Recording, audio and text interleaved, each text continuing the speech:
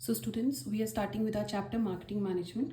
So topic is marketing management philosophies और concepts. अभी question आ सकता है कि आइडेंटिफाई मार्केटिंग मैनेजमेंट फिलोसफी या कंसेप्ट, तो हमारा आंसर यही वाला होने वाला आगे, ठीक है.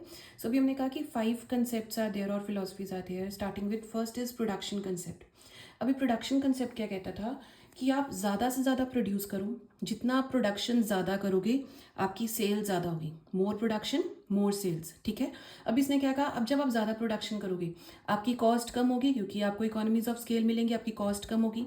जितना आपको कॉस्ट कम पड़ेगा उतना प्राइस लो रखोगे कस्टमर के लिए. सो इसलिए क्या कहते हैं कि गुड्स की अवेलेबिलिटी कराओ एंड अफोर्डेबिलिटी कराओ. सो दैट मीन्स हमने यहाँ पे क्या कहा, 2 A's हैं, अवेलेबिलिटी एंड अफोर्डेबिलिटी. इससे हमारे को क्या पता चला कि अगर केस स्टडी भी आती है तो ये 2 वर्ड्स होंगे आपकी, जिससे आपको क्या है आइडेंटिफाई हो जाएगा कि प्रोडक्शन कंसेप्ट है. लेकिन धीरे धीरे इसके क्रिटिक्स आए. क्रिटिक्स ने कहा कि ज़रूरी नहीं है कि अवेलेबल होना और उसका लो प्राइस अफोर्डेबल होना उसके साथ इंक्रीज सेल होगी या कंपनी की ग्रोथ या सर्वाइवल हो सकता है. तो इट इज़ नॉट कंपल्सरी कि ऐसा ही होने वाला है, ठीक है.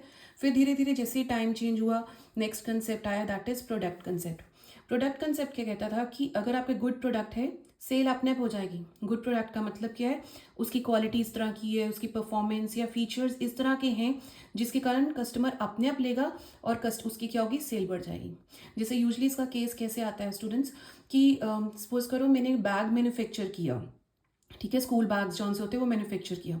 साथ में मैंने क्या दे दिया, एक टम्बलर या बॉटल डालने के लिए एक होल्डर दे दिया, ठीक है. तो मैंने क्या किया, उसकी क्वालिटी उसके अंदर फीचर्स इंप्रूव किए जिसके कारण वो कहते हैं कि सेल्स अपने आप हो जाएगी. लेकिन इसके फिर कुछ क्रिटिक्स आए. क्रिटिक्स ने कहा ऐसा कुछ नहीं होता. अगर कस्टमर को चाहिए ही नहीं है चीज़, कस्टमर बाय नहीं करेगा, ठीक है ना, उसको ज़रूरत ही नहीं है चीज़ की, तो वो क्यों ही परचेज करेगा. सो ये कंसेप्ट भी इसके ड्रॉबैक्स के कारण धीरे धीरे से चेंज होके कहाँ पे आया, सेलिंग कंसेप्ट. अब सेलिंग कंसेप्ट क्या कहता था कि अगर आपने मार्केट के अंदर सेल ज़्यादा करनी है तो आपको उसको अपने प्रोडक्ट को प्रमोट करना पड़ेगा. आपको aggressive selling and promotional efforts डालने पड़ेंगे.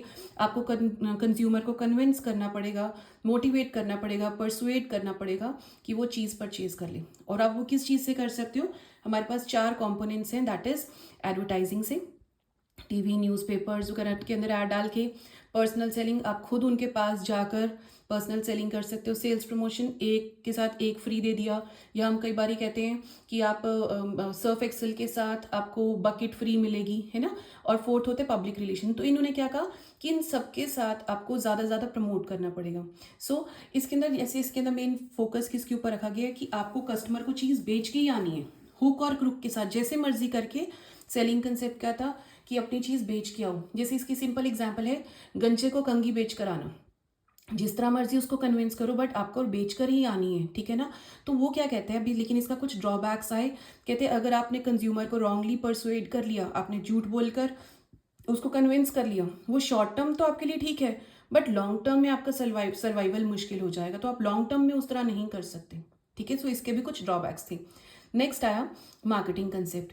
अब मार्केटिंग कंसेप्ट क्या कहता है कि अगर आपको सेल्स बढ़ानी है आपको कस्टमर की नीड्स को अंडरस्टैंड करना पड़ेगा. जैसा कस्टमर चाहता है आपको उस तरह के प्रोडक्ट बनाने पड़ेंगे, ठीक है. यूजली यहाँ पे क्या हो जाता है, एक केस आता है जिसके अंदर क्या था कि मैं कहती हूँ कि मैंने क्या किया, एक सर्वे किया मार्केट के अंदर.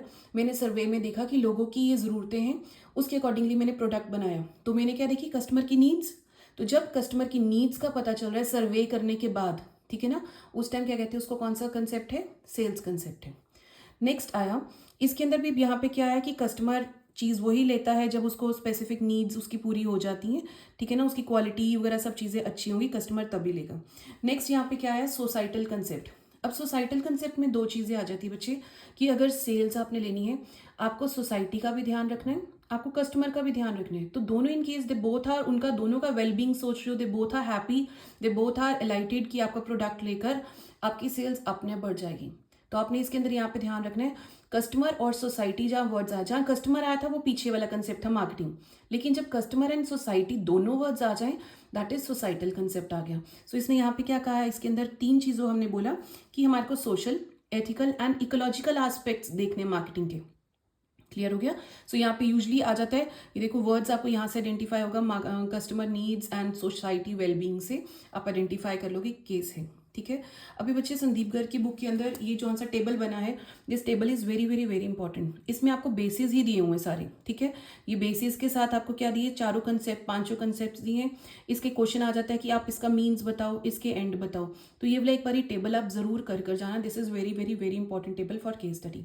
And in case if you want me to put case studies, do post a message, do comment on this so that I'll ask case study from you accordingly.